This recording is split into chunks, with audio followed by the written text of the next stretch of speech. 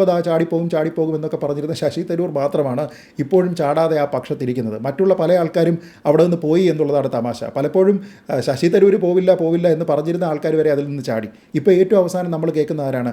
അതേ ഗ്രൂപ്പിൽ തന്നെയുള്ള മനീഷ് തിവാരിയെ പോലെയുള്ള ആൾക്കാർ, അല്ലെങ്കിൽ കമൽനാഥിനെ പോലെ, ഇപ്പോൾ ഈ സിദ്ധു വരെ, ആ ഗ്രൂപ്പിൽ ഇല്ലാതിരുന്നിട്ടുമുള്ള സിദ്ധു വരെ ഈ നിമിഷം ചാടിപ്പോകും എന്ന രീതിയിലത്തേക്ക് പറയുന്നു. എന്ന് വെച്ചാൽ ഞാൻ പറയുന്നത്, കോൺഗ്രസിനെ സംബന്ധിച്ചിടത്തോളം ആരൊക്കെ കോൺഗ്രസിൻ്റെ കൂടെ നിൽക്കും, ഈ തെരഞ്ഞെടുപ്പ് പ്രഖ്യാപിക്കുന്ന അല്ലെങ്കിൽ തെരഞ്ഞെടുപ്പ് നടക്കുന്ന തീയതിയിൽ കോൺഗ്രസിൻ്റെ ഭാഗമായിട്ട് ആരൊക്കെ ഇരിക്കും എന്ന് പറയാൻ കോൺഗ്രസിൻ്റെ നേതാക്കന്മാർക്ക് ഇപ്പോൾ കഴിയില്ല.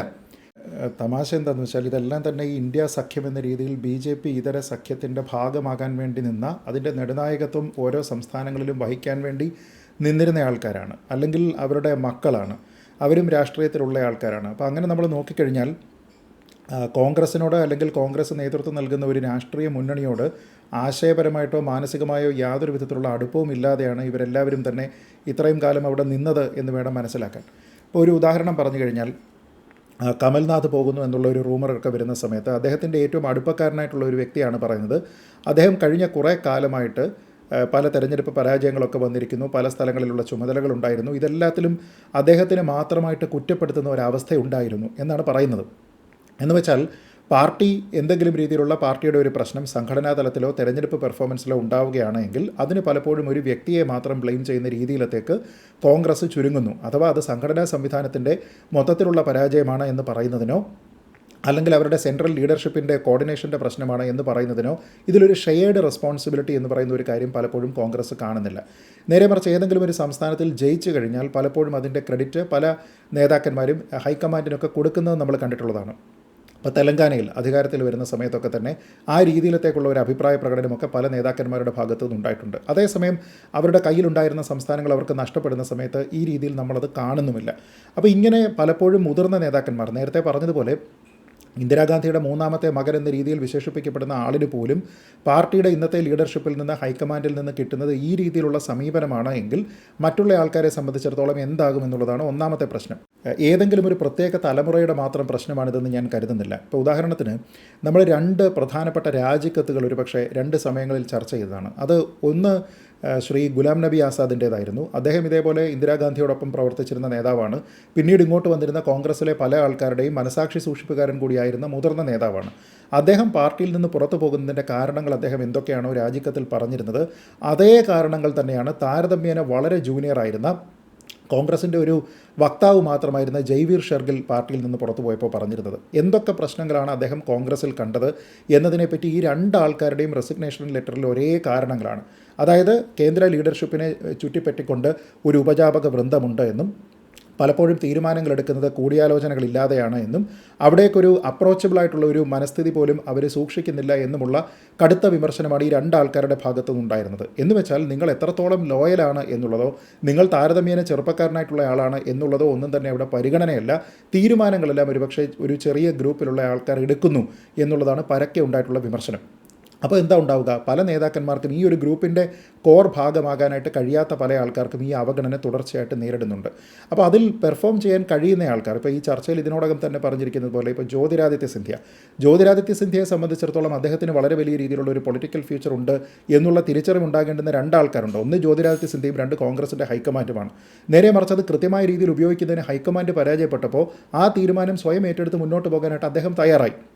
അപ്പോൾ അതിൻ്റെ ഭാഗമായിട്ട് അദ്ദേഹത്തിന് കൂടുതൽ പ്രോസ്പെക്ട്സ് കിട്ടുന്നത് ഏത് പാർട്ടിയിലാണ് എന്നുള്ളതുമായി ബന്ധപ്പെട്ട് അദ്ദേഹം ചർച്ചകൾ നടത്തുന്നു. ആ പാർട്ടിയിലേക്ക് പോകുന്നു. അവിടെ ഏറ്റവും പ്രധാനപ്പെട്ട ഒരു പോർട്ട്ഫോളിയോ കിട്ടിയിട്ട് അദ്ദേഹം കേന്ദ്രമന്ത്രിയാകുന്നു. മറ്റുള്ള എത്രയോ ആൾക്കാർ, ഒരു സമയത്ത് കോൺഗ്രസിൻ്റെ യങ് ബ്രിഗേഡ് എന്ന് പറഞ്ഞിരുന്ന പല ആൾക്കാർ, ഇപ്പോൾ ജിതിൻ പ്രസാദയെ പോലെയുള്ള, അല്ലെങ്കിൽ അവരുടെ ചാനൽ ചർച്ചകളിലെ ഏറ്റവും നല്ല മുഖമായിരുന്ന ജയ്വീർ ഷെർഗിലിനെ പോലെയുള്ള ആൾക്കാരുണ്ട്. ഇനി അശോക് ചവാൻ ഇപ്പോൾ ഇതിനോടകം തന്നെ പറഞ്ഞിരുന്നു. അതേപോലെ തന്നെ രാജാജിയുടെ ചെറുമകൻ CR കേശവൻ കോൺഗ്രസിൻ്റെ വക്താവായിരുന്ന ആളാണ്. അതേപോലെ മുഖ്യമന്ത്രിയായിരുന്ന കിരൺ റെഡ്ഡി ഇവിടെ നിന്ന് പോയിട്ടുണ്ട്. RPN സിംഗ് പോയിട്ടുണ്ട്.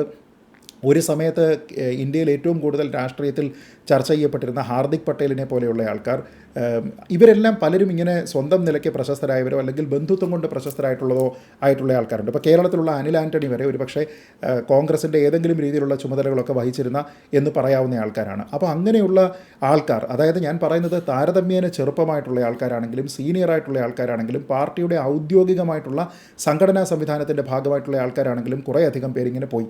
ഇതിൽ ചില ആൾക്കാർ ആൾക്കാരൊക്കെ സ്വന്തമായിട്ടുള്ള പാർട്ടി ഉണ്ടാക്കിപ്പോയി, ചില ആൾക്കാർ തിരിച്ച് വീണ്ടും കോൺഗ്രസിലേക്ക് വന്നു, അതിനുശേഷം അവരെല്ലാവരും തന്നെ BJPയിലേക്ക് പോകുന്നു. ഇതിൽ വേറൊരാളുണ്ട്, അത് കപിൽ സിബലാണ്. കപിൽ സിബലിനെ സംബന്ധിച്ചിടത്തോളം അദ്ദേഹം പ്രത്യേകിച്ച് ഏതെങ്കിലും ഒരു പാർട്ടിയിലേക്ക് ചേരുക എന്നതിനപ്പുറത്തേക്ക് ഈ രീതിയിലുള്ള കോൺഗ്രസ് സംവിധാനത്തിനോട് ചേർന്ന് നിൽക്കാനായിട്ട് എനിക്ക് കഴിയുന്നില്ല എന്ന് പറയുന്നു. അപ്പോൾ വ്യക്തിഗതമായിട്ട് നമ്മൾ നോക്കിക്കഴിഞ്ഞാൽ പല രീതികളിൽ അവരുടെ മെറിറ്റ് എസ്റ്റാബ്ലിഷ് ചെയ്തിട്ടുള്ള പല നേതാക്കന്മാർക്കും നിലവിലുള്ള കോൺഗ്രസ് സംവിധാനത്തിനോട് ചേർന്ന് പോകാൻ കഴിയുന്നില്ല എന്നുള്ളൊരു പ്രശ്നമുണ്ട്. ഇതെന്തുകൊണ്ടാണ് എന്നതിനെപ്പറ്റി കോൺഗ്രസ് ഏതെങ്കിലും ഒരു സമയത്ത് ആത്മാർത്ഥമായിട്ട് ചിന്തിച്ചിട്ടുണ്ടോ? ഇപ്പോൾ പല ആൾക്കാരും, ഞാനിപ്പോൾ ഈ പറഞ്ഞ ലിസ്റ്റിൽ പറഞ്ഞിരിക്കുന്ന പല ആൾക്കാരും അവിടെ നിന്ന് പോകുന്ന സമയത്ത് അവരുടെ പ്രധാനപ്പെട്ട പ്രശ്നം എന്ന് പറയുന്നത് ഗാന്ധി കുടുംബത്തിൻ്റേതായിട്ടുള്ള, പ്രത്യേകിച്ച് രാഹുൽ ഗാന്ധിയുടേതായിട്ടുള്ള ചില തീരുമാനങ്ങളും അദ്ദേഹത്തിൻ്റെ ഒരു കോട്ടറി ഓഫ് പീപ്പിളാണ് കാര്യങ്ങൾ തീരുമാനിക്കുന്നത് എന്നതുമായിരുന്നു. നിലവിൽ ആ വലിയ വിമർശനമൊക്കെ ഉണ്ടായിരുന്ന സമയത്ത് എന്താണ് ചെയ്തത്? ഗാന്ധി കുടുംബത്തിലുള്ള ആൾക്കാരെല്ലാവരും തന്നെ മാറി നിൽക്കുന്നു. അതിനുശേഷം സംഘടനയുടെ ഭാഗമായിട്ടുള്ള ഒരു തെരഞ്ഞെടുപ്പ് നടക്കുന്നു. അതിൽ ആർക്ക് വേണമെങ്കിലും മത്സരിക്കാം എന്ന് പറയുന്നു. അതിൽ പോലും മത്സരിച്ചിരുന്ന ശശി തരൂർ തനിക്ക് വിവേചനം നേരിട്ടതിനെപ്പറ്റി പറയുന്നു. അവസാനം ശ്രീ മല്ലികാർജ്ജുൻ ഖാർഗെ അവിടെ കോൺഗ്രസിൻ്റെ അധ്യക്ഷനാകുന്നു. പക്ഷേ ആ സമയത്ത് പോലും ഈ രീതിയിലുള്ള പ്രശ്നം പരിഹരിക്കപ്പെട്ടില്ല എന്ന് പറഞ്ഞു കഴിഞ്ഞാൽ താക്കോൽ ഇപ്പോഴും ഖാർഗെയുടെ കയ്യിലല്ല എന്നല്ലേ അതിൻ്റെ അർത്ഥം? അതല്ല എങ്കിൽ പൊതുവെ ഒരു നോൺസെൻസ് മനുഷ്യനാണ് എന്ന് കരുതപ്പെടുന്ന ഖാർഗെയ്ക്ക് ഈ പ്രശ്നങ്ങളൊക്കെ തന്നെ കൈകാര്യം ചെയ്യാൻ അറിയേണ്ടതാണ്. അദ്ദേഹം വളരെ സീനിയറാണ്. ഈ പറയുന്ന ആൾക്കാരെ എല്ലാവരെയും ഒരേ മനസ്സോടെ കാണാൻ കഴിയേണ്ടുന്ന ഒരാളാണ്. അപ്പോൾ പ്രസിഡന്റ് മാറിയിട്ടും തലപ്പത്തൊരു ചേഞ്ച് ഉണ്ടായതിനു ശേഷവും ഇതിൻ്റെ താക്കോൽ ആരാണോ നിയന്ത്രിക്കുന്നത്, ആരൊക്കെയാണോ ഈ ഉന്നത നേതാക്കളുടെ ചെവിയിൽ കാര്യങ്ങളൊക്കെ മന്ത്രിച്ചു കൊടുക്കുന്നത്, ആ ആൾക്കാരുടെ താല്പര്യങ്ങൾക്കനുസരിച്ച് മാത്രമാണ് ഈ പാർട്ടി പ്രവർത്തിക്കുന്നത് എന്നുള്ളതാണ്. നമ്മളൊരു അല്പം പിന്നിലേക്ക് പോയി കഴിഞ്ഞാൽ ഒരു വിമത ഗ്രൂപ്പ് ഉണ്ടായിരുന്നു, ഗ്രൂപ്പ് ഓഫ് 23 എന്നൊക്കെ പറഞ്ഞിരുന്ന ആൾക്കാർ. അതിലുണ്ടായിരുന്ന പല ആൾക്കാരും ചാടിപ്പോയി. അതിലുണ്ടായിരുന്ന പല ആൾക്കാരും പല രീതികളിൽ തിരുത്താനായിട്ട് ശ്രമിച്ചു. ഇപ്പോൾ ഗുലാം നബി ആസാദ് തന്നെ പറയുന്നുണ്ട്, ഞാനവിടെ 2014 ആയപ്പോഴത്തേക്ക് നമ്മുടെ ഫോക്കസ് വിഷയങ്ങൾ എന്തൊക്കെയാണ് എന്നതുമായി ബന്ധപ്പെട്ട് ഹൈക്കമാൻഡിനെ ധരിപ്പിക്കാനായിട്ട് ശ്രമിച്ചപ്പോൾ അവരത് കേട്ടുപോലുമില്ല. ഞാനവിടെ കൊടുത്തിരിക്കുന്ന ആ കാര്യം ഇപ്പോഴും അതേപോലെ ഇരിക്കുകയാണ്, അവരത് തുറന്നു നോക്കിയില്ല എന്ന് പറഞ്ഞു. അപ്പോൾ അങ്ങനെയുള്ള പല ആൾക്കാരും പിന്നീട് ഈ വിമത ഗ്രൂപ്പ് എന്ന രീതിയിൽ വന്ന ഗ്രൂപ്പിൽ വന്നു. പല ആൾക്കാരും അത് വിട്ടുപോയി. അതിലേറ്റവും കൂടുതൽ ഇപ്പോൾ ചാടിപ്പോകും എന്നൊക്കെ പറഞ്ഞിരുന്ന ശശി തരൂർ മാത്രമാണ് ഇപ്പോഴും ചാടാതെ ആ പക്ഷത്തിരിക്കുന്നത്. മറ്റുള്ള പല ആൾക്കാരും അവിടെ നിന്ന് പോയി എന്നുള്ളതാണ് തമാശ. പലപ്പോഴും ശശി തരൂർ പോവില്ല എന്ന് പറഞ്ഞിരുന്ന ആൾക്കാർ വരെ അതിൽ നിന്ന് ചാടി. ഇപ്പോൾ ഏറ്റവും അവസാനം നമ്മൾ കേൾക്കുന്ന ആരാണ്? അതേ ഗ്രൂപ്പിൽ തന്നെയുള്ള മനീഷ് തിവാരിയെ പോലെയുള്ള ആൾക്കാർ, അല്ലെങ്കിൽ കമൽനാഥിനെ പോലെ, ഇപ്പോൾ ഈ സിദ്ധു വരെ, ആ ഗ്രൂപ്പിൽ ഇല്ലാതിരുന്നിട്ടുമുള്ള സിദ്ധു വരെ ഈ നിമിഷം ചാടിപ്പോകും എന്ന രീതിയിലത്തേക്ക് പറയുന്നു. എന്ന് വെച്ചാൽ ഞാൻ പറയുന്നത്, കോൺഗ്രസിനെ സംബന്ധിച്ചിടത്തോളം ആരൊക്കെ കോൺഗ്രസിൻ്റെ കൂടെ നിൽക്കും, ഈ തെരഞ്ഞെടുപ്പ് പ്രഖ്യാപിക്കുന്ന അല്ലെങ്കിൽ തെരഞ്ഞെടുപ്പ് നടക്കുന്ന തീയതിയിൽ കോൺഗ്രസിൻ്റെ ഭാഗമായിട്ട് ആരൊക്കെ ഇരിക്കും എന്ന് പറയാൻ കോൺഗ്രസിൻ്റെ നേതാക്കന്മാർക്ക് ഇപ്പോൾ കഴിയില്ല. ഇപ്പോൾ നമ്മൾ കോൺഗ്രസിൻ്റെ ഏതെങ്കിലും ഒരു പ്രധാനപ്പെട്ട നേതാവിനെ വിളിച്ചിട്ട് നമ്മൾ ചോദിക്കണം, ഇന്ന നേതാവ് സച്ചിൻ പൈലറ്റോ മനീഷ് തിവാരിയോ ആരെങ്കിലും ഈ തെരഞ്ഞെടുപ്പ് പ്രഖ്യാപിക്കുന്ന തീയതിയിൽ ഏപ്രിൽ മാസം അവസാനം, അപ്പോഴൊക്കെ ആയിരിക്കുമല്ലോ ഈ തെരഞ്ഞെടുപ്പൊക്കെ മിഡോടുകൂടിയിട്ടായിരിക്കുമല്ലോ നടക്കുന്നത്, ആ സമയത്ത് പാർട്ടിയിൽ ഉണ്ടാകുമോ എന്ന് ചോദിച്ചു കഴിഞ്ഞാൽ ആത്മാർത്ഥമായിട്ട് നെഞ്ചിൽ കൈവച്ചവർക്ക് പറയാൻ കഴിയില്ല.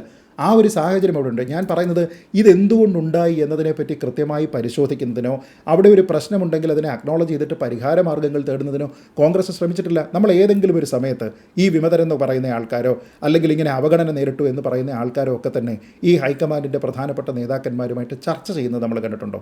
ഇപ്പോൾ കോൺഗ്രസ് തന്നെ വിശ്വസിക്കുന്ന ഏറ്റവും പ്രധാനപ്പെട്ട പ്രശ്നം എന്താണ്? ബ്രിട്ടീഷുകാർക്കെതിരെയുള്ള സമരം ഉൾപ്പെടെ നമുക്ക് ഡയലോഗുകളിൽ കൂടി പരിഹരിക്കാം എന്ന് തീരുമാനിച്ചിരുന്ന ആൾക്കാരാണ്. ആ ഒരു ഡയലോഗിനുള്ള ഒരു സാധ്യത പോലും കോൺഗ്രസിൻ്റെ നേതൃത്വം തുറന്നിടുന്നില്ല എന്നുള്ളതാണ് പ്രശ്നം. നമ്മൾ എത്ര തവണ ഇത്തരത്തിലുള്ള ചർച്ചകൾ അവിടെ കണ്ടു?